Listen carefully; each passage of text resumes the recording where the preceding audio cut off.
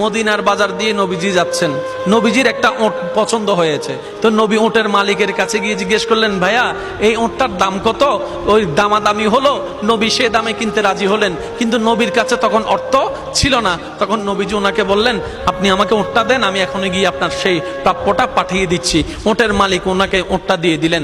আশেপাশে যারা ওটের মালিক ছিল সবাই জিজ্ঞেস করতেছে, এই পাগলা, তুমি কি যাকে ওট দিয়েছো তাকে চিনো? বলে যে না। নাম জানো? বলে যে না। পরিচয় জানো? বলে যে না। ঠিকানা জানো? না।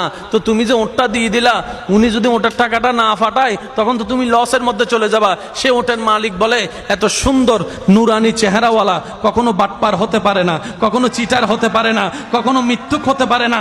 ওনার চেহারা দেখেই তো আমি ওট বিক্রি করার আগে মনটাই বিক্রি করে দিয়েছি, মনটাই বিক্রি করে দিয়েছি, মনটাই বিক্রি করে দিয়েছি।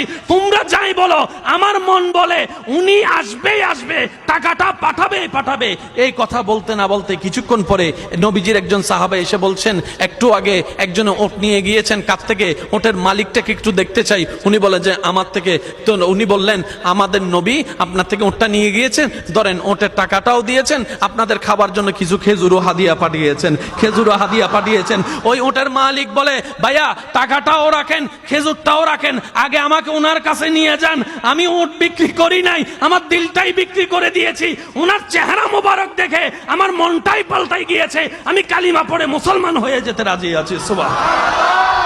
जिसका कोई सानी नहीं वो नबी हमारा है, मुस्तफा की अजमत का हद ही ना किनारा है। आशिक बोले, लम याति नजीरु कफी नजरिन मिसले तुना शुद्ध पैदा जाना। चित्कार दिए बोलेन ना सुबहान।